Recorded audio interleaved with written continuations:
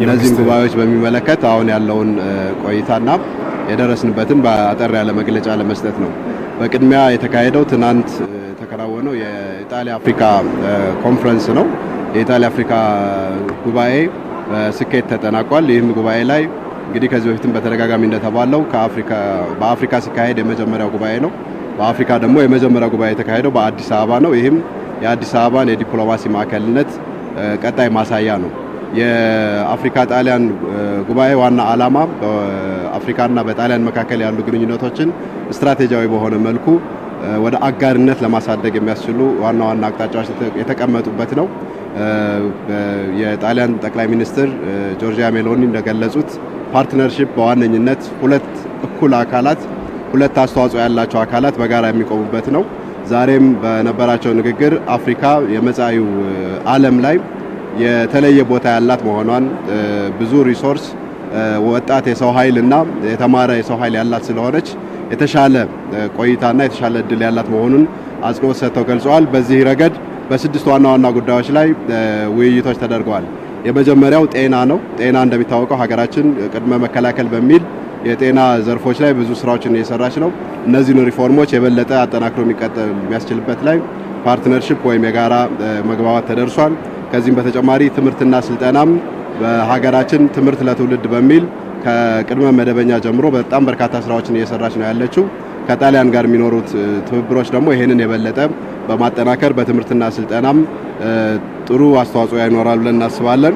ከዚህ በተጨማሪ ኢነርጂ ነው። ኢነርጂ ያው እንደሚታወቀው ሀገራችን ንጹህ ኢነርጂን ለማምረት በጣም በርካታ ስራዎችን እየሰራች ነው የምትገኘው። ከውሃ፣ ከአየር፣ ከነፋስ፣ ከፀሐይ እንዲሁም ደግሞ ከቆሻሻም ሳይቀር ኢነርጂ በማመንጨት ላይ ነው የምትገኘው። ይሄ ታዳሽና ንጹህ ኢነርጂ የማምረት ሂደታችንንና ጥረታችንን የበለጠ የሚያጠናክር ፓርትነርሺፕ ይሆናል ተብሎ ይታመናል። በግብርናና ውሃም ላይ ተመሳሳይ ውይይቶች ተደርገዋል። ሁለተኛው ዛሬ እየተካሄደ ያለው 39ኛው የአፍሪካ ህብረት የመሪዎች ጉባኤ ነው። ይህ ጉባኤ ለዛሬ ዋና መሪ ሀሳቡ ዘላቂ የውሃ አቅርቦትና ደህንነቱ የተጠበቀ የንጽህና አጠባበቅ ስርዓት ለአጀንዳ 2063 የሚል ነው። ይህም በውሃ ላይ ማዕከል ያደረገ ጉባኤ እንዲሆን አድርጎታል። ውሃ በብዙ ረገድ ለሁሉም አይነት የልማትና የእድገት አቅጣጫዎች ወሳኝ የሆነ ስርዓት ነው። ከዚህም አንጻር ሀገራችን ያሏትን የውሃ ሀብቶች በውጤታማነትና መርህን በተከተለ መልኩ ለመጠቀም ያላትን ዝግጁነት የሚያሳይ ነው። ክቡር ጠቅላይ ሚኒስትር ዛሬ በጉባኤው መክፈቻ ላይ ባደረጉት ንግግርም ከውሃ አንጻር ኢትዮጵያ እየሄደችበት ያለውን ጥረት ከህዳሴ ግድብ እስከ የፍትሃዊና በህግ አግባብ የሚመለስ የባህር በር ባለቤትነት ድረስ ያለውን ሂደት በዝርዝር አስቀምጠዋል። ከዚህም በተጨማሪ በአምስቱ ዋና የኢኮኖሚ መስኮች ላይ የተገኙ ውጤቶችን በዝርዝር አቅርበዋል። በግብርና በተለይ በስንዴ ራስን መቻል የተሰሩ ስራዎችና የተገኙ ውጤቶች በዝርዝር የቀረቡ ሲሆን ከዚህም በተጨማሪ በተለይ በዲጂታል ኢኮኖሚ በፋይዳና በመሶብ የአንድ ማዕከል አገልግሎት የተሰሩ ስራዎችና የተገኙ ውጤቶች ለሌሎችም የአፍሪካ ሀገራት ተምሳሌት መሆናቸው ተገልጿል።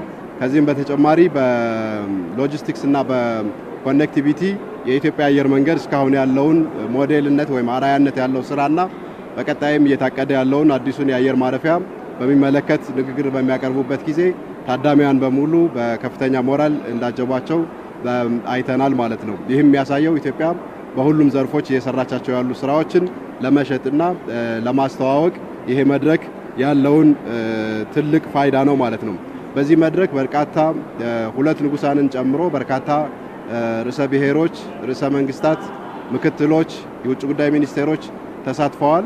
በዚህም ደግሞ ኢትዮጵያ በጉባኤው ከምታቀርበው ሀሳብ በተጨማሪ የሁለትዮሽና የአንድ ለአንድ ውይይቶችን በማድረግ ከበርካታ ባለድርሻ አካላት ጋር ውይይቶችን ለማድረግ ተችሏል። ከተባበሩት መንግስታት ዋና ጸሐፊ አንቶኒዮ ጉተሬስ ጋርም ክቡር ጠቅላይ ሚኒስትር ዶክተር አብይ አህመድ የሁለትዮሽ ውይይት ማድረጋቸው ይታወቃል ማለት ነው። በአጠቃላይ የነበረው ድባብ በጣም ውጤታማ ነው የነበረው። ኢትዮጵያ ከፍተኛ ሁነቶችን የማስተናገድ አቅሟን ያሳየ ነው። ቅድም እንደገለጽኩት ከ20 በላይ የሚሆኑ 26 አካባቢ ርዕሰ ብሔሮችና ንጉሳን ወደ ሀገር ውስጥ በሚመጡበት ጊዜ ቻርተርድ ፍላይት በጣም በርካታ ልኡካን ቡድኖችን ከኋላ አስከትለው ነው የሚመጡት። እነዚህን ሁሉ የሎጂስቲክስ ጥያቄዎች የአየር መንገዳችን መደበኛ ኦፕሬሽኑን ሳያስተጓጉል ማስተናገድ መቻሉ የደረስንበትን የሎጂስቲክስ እና የትራንስፖርት አቅም ማሳያ ነው።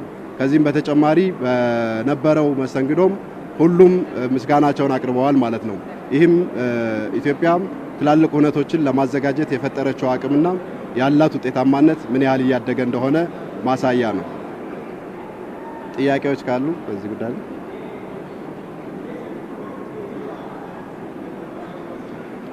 እሺ። እንዲህ አይነት ጉባኤዎች መካሄዳቸው ለኢትዮጵያ ምን አይነት ፋይዳ ይኖራቸዋል በሚል ለተነሳው ጥያቄ እንግዲህ እንዲህ አይነት ጉባኤዎችን ማካሄድ የመጀመሪያውና ፊት ለፊት የሚመጣው ፋይዳው ዲፕሎማሲያዊና ፖለቲካዊ ፋይዳው ነው። ኢትዮጵያ የአፍሪካ ማዕከልነቷን የምታጸናበት ጉባኤ ነው። በዚህም ጉባኤ በጣም በርካታ የአፍሪካ መሪዎች ወደ ኢትዮጵያ በየዓመቱ ይመጣሉ።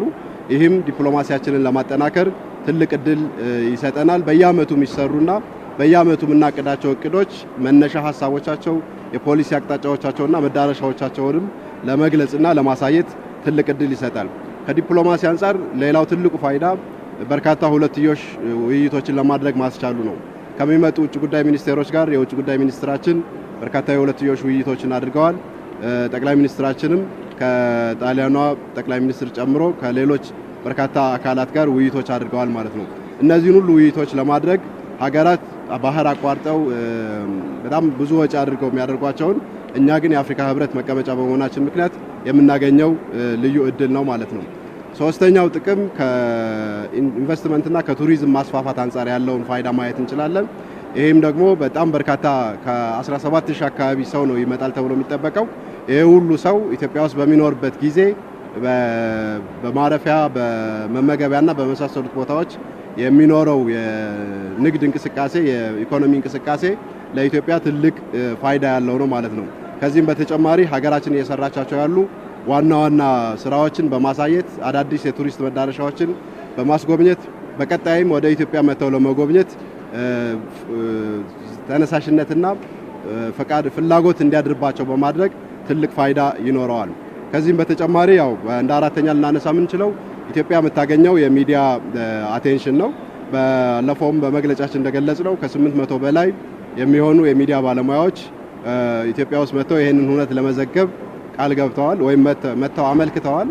እነዚህ ሚዲያዎች እንግዲህ በአንድ ሚዲያ ላይ 1 ደቂቃ ዜና ማግኘት ምን ያህል ዋጋ ያለው እንደሆነ ለሚዲያ ማህበረሰብ ማስረዳት አይጠበቅብኝም። ይሄ ሁሉ የሚኖረው ከቨሬጅ የኢትዮጵያን ገጽታና የኢትዮጵያን ተስፋ እንዲሁም የማድረግ አቅም በማሳየት ረገድ የቱሪዝምና የኢንቨስትመንት መዳረሻ የመሆን እድላችንን ከፍ የሚያደርግ ነው።